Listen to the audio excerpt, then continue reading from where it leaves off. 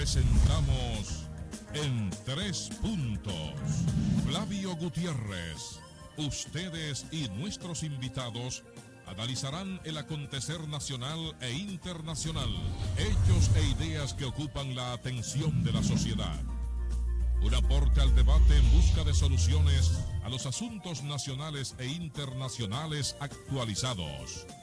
En Tres Puntos. Muy buenas noches, amigas y amigos de su programa En Tres Puntos.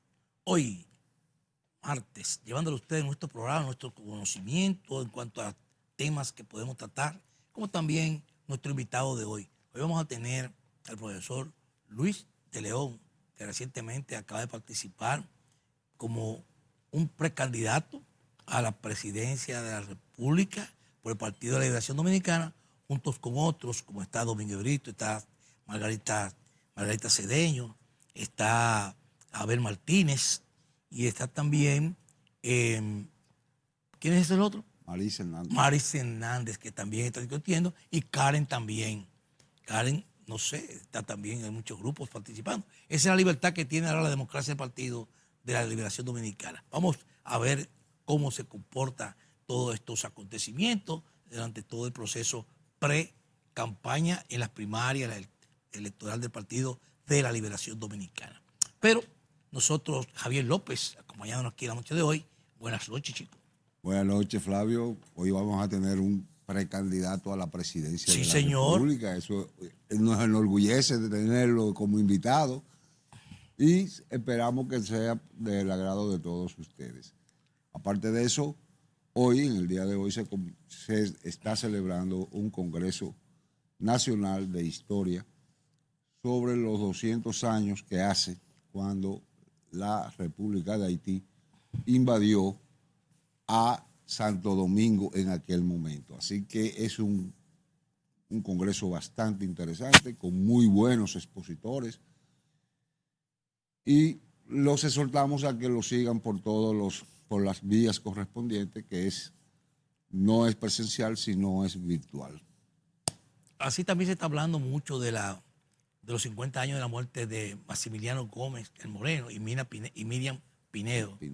La muerte que fue bastante sonada en la época de la Guerra Fría, y sobre todo muertes que todavía no tienen, o no se ha querido dar a conocer cómo fueron los hechos y circunstancias, aunque sí hay evidencia de muchas cosas ahí, pero ha quedado oculta porque fueron entre los mismos bomberos que se pisaron sus mangueras.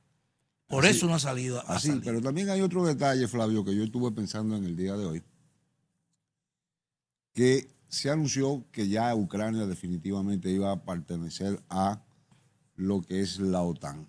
Tú sabes que la OTAN es el último reducto que queda de la Guerra Fría a nivel militar, porque lo que se fundó como la Alianza del Atlántico Norte fue en el 1947, después de terminada la Segunda Guerra Mundial, porque justamente en la terminación de la Segunda Guerra Mundial comenzó la Guerra Fría.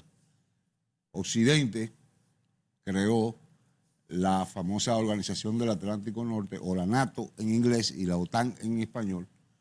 Y sin embargo, 15 años después se firma el Tratado del Pacto de Varsovia, que con la caída del muro de Berlín, que es cuando se llama el finiquito del bloque soviético, pues desaparece el Pacto de Varsovia. Y sin embargo, la OTAN o la NATO siguen como el primer guandul y atacando. Entonces, ya no existe Guerra Fría, Flavio, ya no, el mundo está en una distensión, y sin embargo, sigue la OTAN presionando y aumentando su capacidad militar. Entonces, tú preguntas, ¿cuál es el objetivo? ¿Para qué? Ahora, te voy a decir lo siguiente. Realmente ahí hay un estado de tensión bastante alto en toda esa zona del Mar Negro, y sobre todo entre China y todos esos países asiáticos que circundan a Ucrania, y todo lo que es también la parte de Rusia, ¿no? Y todo ese litoral. Ahora, tú lo que puedes estar seguro, que si ahí hay un tiro que explote, el COVID termina en el mundo entero. El COVID se acabó.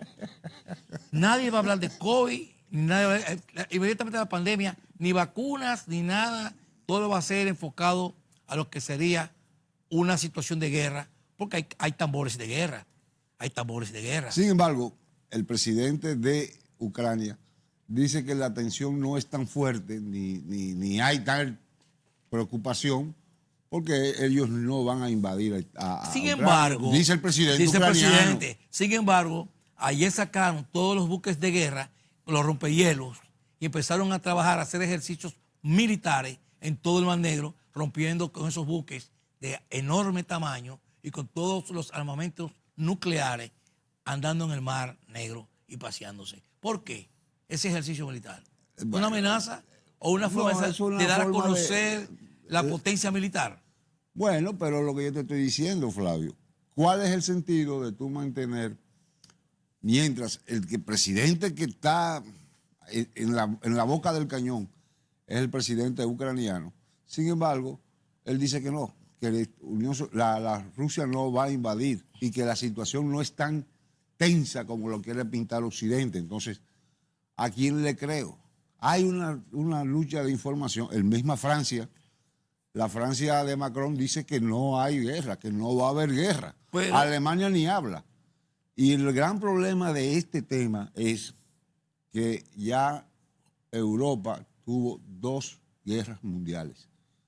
No quiere una tercera. Y fue muy traumática para el mundo y para Europa completo. Claro, entonces, cuando ya tú has tenido en tu territorio 2 guerras mundiales, tú no quieres ni por asomo que suene un tiro mal sonado. Sí, pero recuerdas que la forma donde Putin, que se maneja muy bien en asuntos diplomáticos, sin dejar de hacer sus amenazas de guerra, se reúne con Macron y se reúne con Xi Jinping, el presidente chino, y el presidente chino le da su apoyo moral, un apoyo moral al presidente ruso Putin. Entonces, los Estados Unidos están interesados que conversaron más allá de lo que fue unas relaciones diplomáticas más o menos de prensa, pero lo que se habló atrás no se conoce. Entonces, es un punto donde Putin mantiene un tipo de situaciones, porque el hombre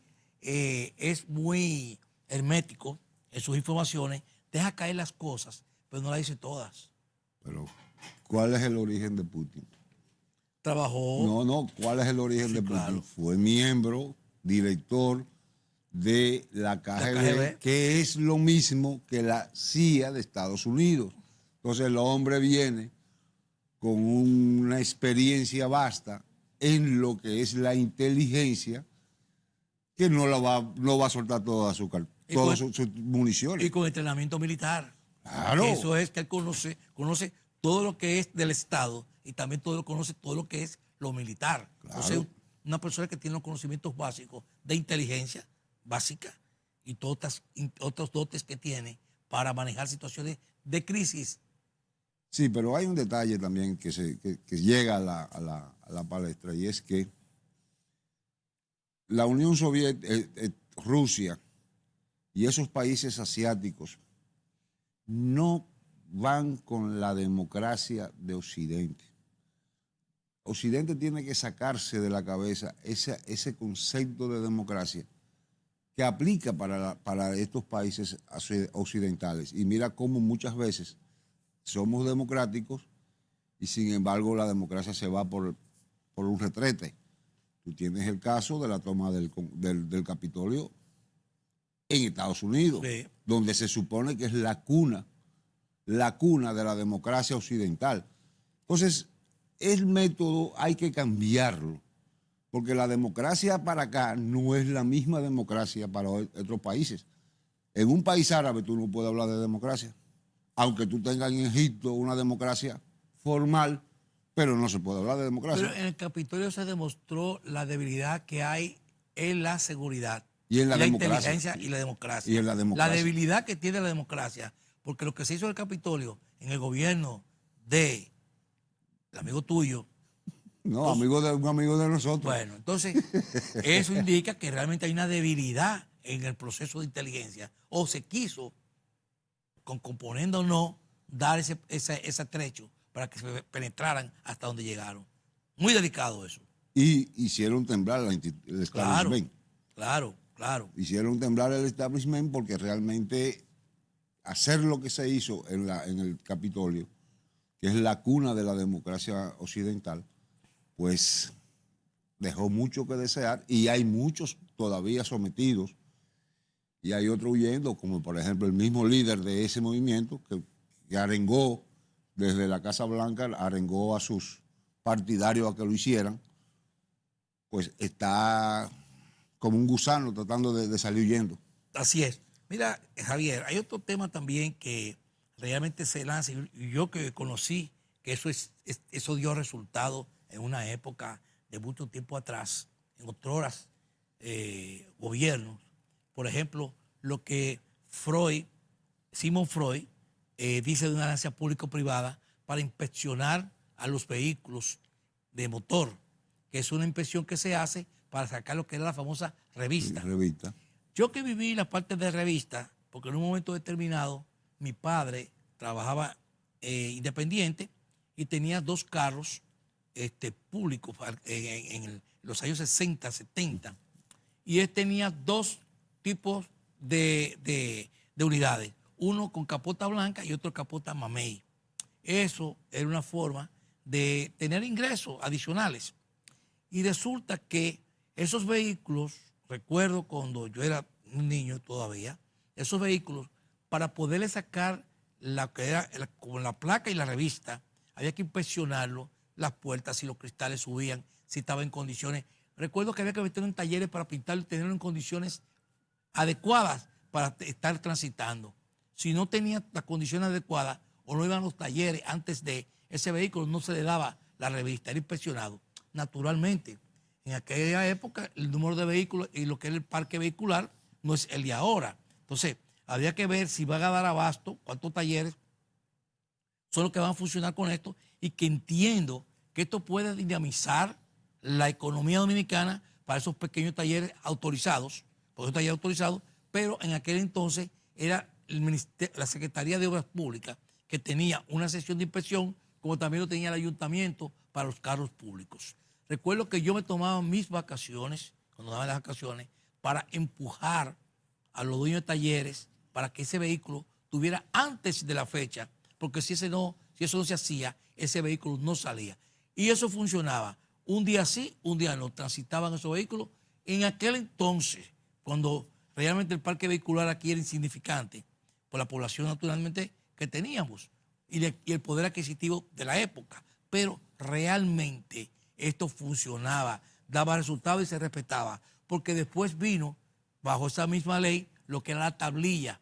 El chofer que no tenía la tablilla con una foto de frente y otra de perfil, ese vehículo no salía a transitar. Públicos y privados eran inspeccionados y daba resultados, porque había un sistema de administración donde realmente se cumplían las leyes, se cumplían los procedimientos y realmente eran efectivos. Entonces, en este momento donde tenemos chatarras rodando por las calles con un riesgo total para la población, sin freno, sin cristales, porque cuando llueve tuve pasajeros mojándose porque los cristales no suben, y situaciones totalmente desastrosas para los vehículos del concho y vehículos privados que también andan rodando con una placa autorizada en las calles del país. Entonces, yo entiendo que si se hace una alianza pública-privada, que se está cuestionando y ya empiezan a tener ese tipo de diatribas en lo que sería algún tipo de plan o proyecto, bueno,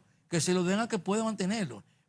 Hay mucha preocupación porque se está hablando del sector privado, pero el sector público no ha tenido nunca éxito porque realmente las cosas no se cumplen, las leyes no se organizan ni se dan. Entonces, si el sector privado lo puede hacer, que sea serio, con licitaciones claras y precisas, creo que puede funcionar. No están haciendo señas. Yo tengo mi opinión sobre el tema, porque hay históricamente las alianzas público-privadas sin un marco regulatorio no van para ningún lado, solamente para un solo lado. Por eso me refiero. Hacer rico al más rico. Pero por eso hay que discutirlo. Marco regulatorio debe haber. Vámonos a nuestra primera pausa comercial para nosotros entrar con nuestra entrevista con el profesor Luis de León, candidato a la presidencia, pero es candidato. pero es candidato. Vamos arriba y regresamos.